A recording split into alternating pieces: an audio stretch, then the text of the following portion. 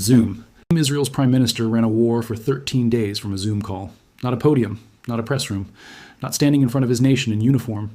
A Zoom call from an undisclosed location, a secure site his own government refused to name.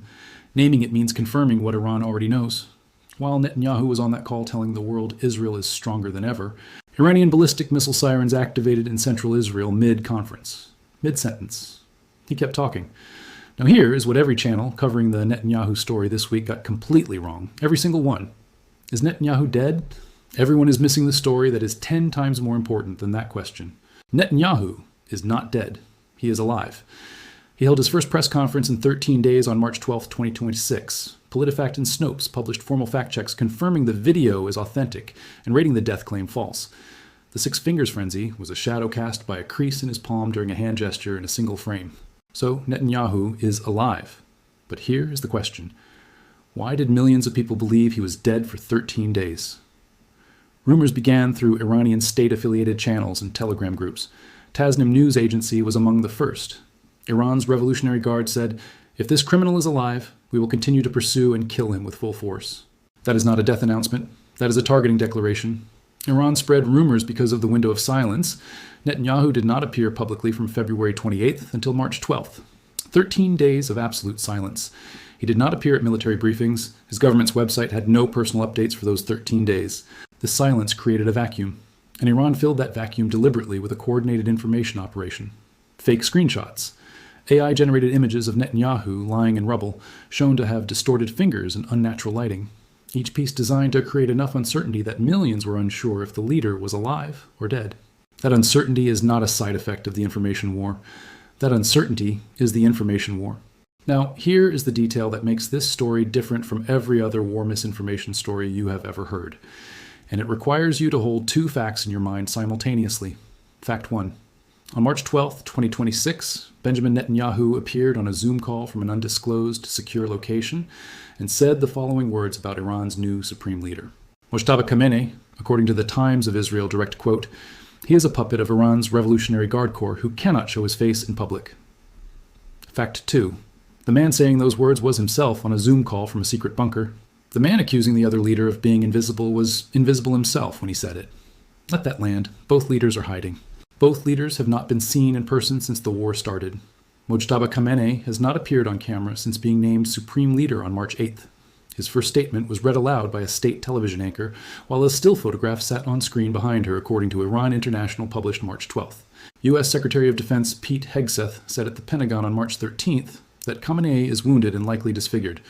Netanyahu called him a puppet who cannot show his face, and Netanyahu himself appeared via Zoom, not video, not in person, a Zoom call, with a background that, according to the Week in reporting from March 15th, some users questioned was a digital backdrop rather than a real room.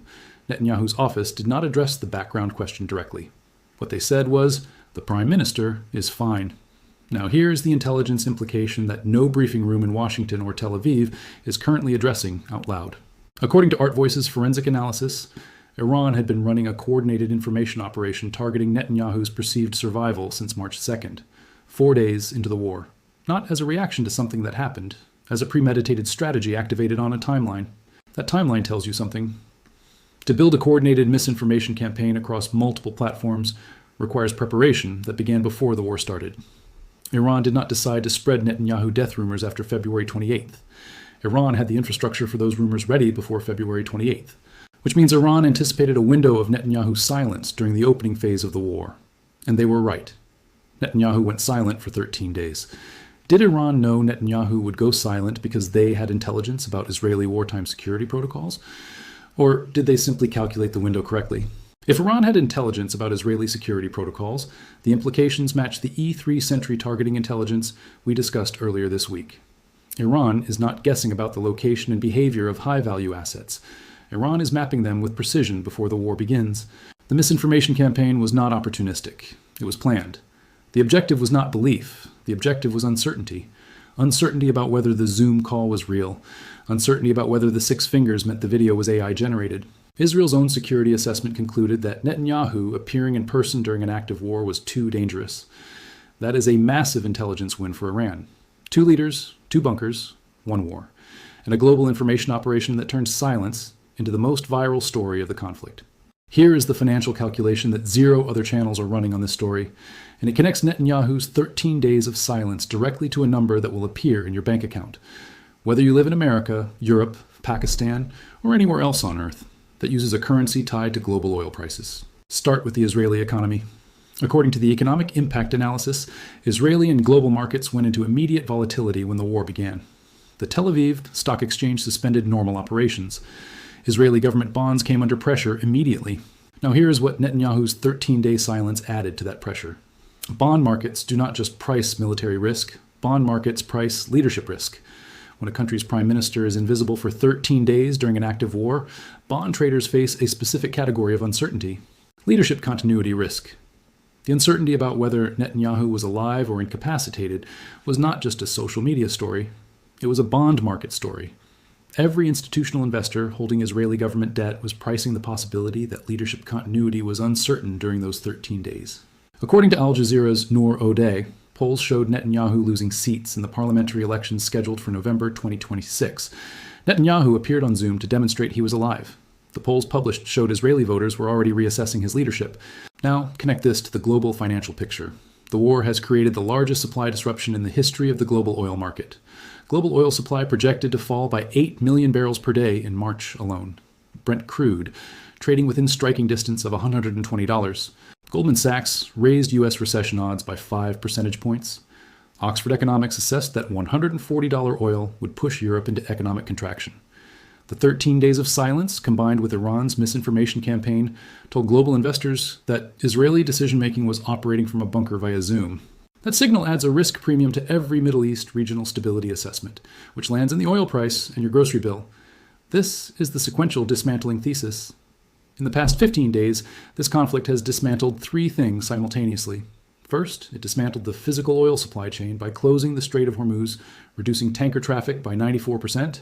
Second, it dismantled the emergency buffer by forcing the IEA to release 400 million barrels of strategic reserves. Third, it dismantled leadership visibility. Iran's supreme leader cannot be seen. Israel's prime minister appeared via Zoom for 13 days.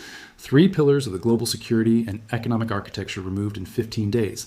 These are not random disruptions. They are the sequential removal of the mechanisms that give the global economy its ability to absorb a Middle East crisis without collapsing. The full consequence of Hormuz staying closed arrives in 26 days when the IEA emergency reserve is consumed.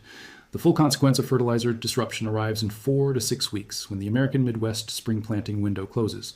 Netanyahu on Zoom, Khamenei in a hospital, 2 nuclear-capable militaries operating in the dark, and a global economy pricing all 3 of those uncertainties simultaneously at over $100 per barrel. Russia watched Netanyahu's Zoom press conference with the same analytical precision it applied to the E-3 Sentry aircraft losses we covered earlier this week. And what Russian military and political analysts published in the hours after Netanyahu's appearance was not a commentary on the death rumors. It was a technical assessment of what 13 days of leadership invisibility reveals about Israeli wartime security doctrine. Russian state media noted that Netanyahu's Zoom format, from an undisclosed location without any in-person appearance, represents a wartime command posture. The assessment was precise. It did not stop short of making clear that Russia understands exactly what operating from a classified Zoom location means. Russia is not a neutral observer. Russia provided intelligence to Iran according to Reuters, reporting we covered earlier in our series. Russian military commanders understand that if Israel's prime minister assessed the risk of in-person appearance as too high, that reflects Israel's own intelligence picture. China published nothing official, but the broader Chinese strategic calculation is visible in the specific detail we reported earlier this week. A senior Iranian official told CNN that Tehran is considering allowing oil tankers through the Strait of Hormuz, but only if traded in Chinese yuan. China's tankers are the only vessels moving through Hormuz with any regularity right now. China deployed its Liaowang-1 signals intelligence vessel to the Gulf. The strategic picture China is building is not about Netanyahu being alive or dead. It is about the operational limits of the American-Israeli security architecture. The Gulf states are drawing their own conclusions. Qatar has its airspace officially closed. Bahrain has been intercepting Iranian missiles continuously. Saudi Arabia intercepted 19 drones overnight. Every Gulf government that agreed to host American military infrastructure is now absorbing Iranian missile and drone strikes. And every one of those governments watched Netanyahu's Zoom press conference. The leader of the country appeared from a bunker. While missiles hit his own country mid-sentence, he told them, Israel is stronger than ever. The polls showed him losing a seat while he spoke. The gap between what Netanyahu said and what the evidence demonstrated is the most important political story of this entire war. He said Israel eliminated Khamenei. Khamenei's son is now supreme leader, and the war is still going. He said Iran is no longer the same Iran. He said Israel is stronger than ever. Israeli polls show him losing seats during the press conference where he said it. The original plan for this war was regime change. Kill Khamenei. Wait for the population to rise. Watch the government collapse. Netanyahu admitted mid-press conference, while missile sirens activated in his own country, that the central premise of the war may not deliver.